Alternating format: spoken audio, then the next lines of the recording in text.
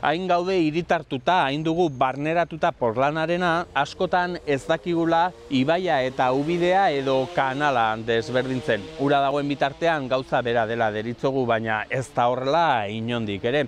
Maiz, ibaiak zauritu egin ditugu, gizakion beharretara eraldatu ditugu, eta toki askotan kanal bihurtu ditugu. Gaizki egina tamalez, baina hemen ordea Irungo Artian hormigoia kendu eta naturari berea itzuli zaio, grisetik berdera.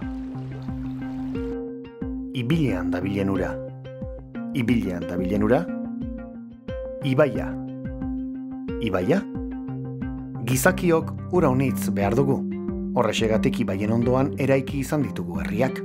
Are gehiago herri handiak, eta zer erranik ez hiriak. Eta harreman horretan ibaia galtzaile. Gugeu ezgatzaizkio ibaiaren ezaugarri eta berezko joan etorriei egokitu. Alderantziz, ibaiago gaitzen ez gaituen tokietatik pasarazi dugu. Aitzak, esiak, arresiak eta eusteko hormak edo zer izan da zilegi ibaiekin duela gutxi arte. Baita ibaiak lurperatzea ere. Ibaiertzak biluztu egin ditugu. Edota inguru naturalari arrotz zaizkion landare zein zuaitzez jantzi ditugu. Naturala artifizial bihurtu dugu. Porlanez, hormigoiz edo gurean arrotz diren zuaitzez. Ibaien nortasuna eraldatu dugu eta horietako batzuk ubide bihurtu. Bizirik dagoen ibaia, ura daraman bide estua baino are gehixeago da. Ibaiertzak landaretzaz ongi jantzita behar ditugu. Ibaia biziago egonen da, bere baitan bizi diren arrainak gora eta behera libre ibiltzen ahal badira.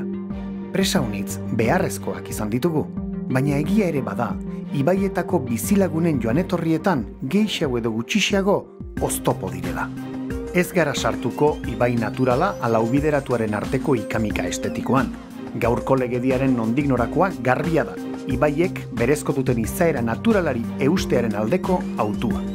Egun, ibaiak ahalik eta egoera naturalenera lehengoratzeko bitartekoak izan baditugu, eta hartara zauritutako guneak sendatzeko. Desiragarriena zera da, urpean eta ibaiertzean, ibaia bizitzaz blai ikustea oztoporik gabe.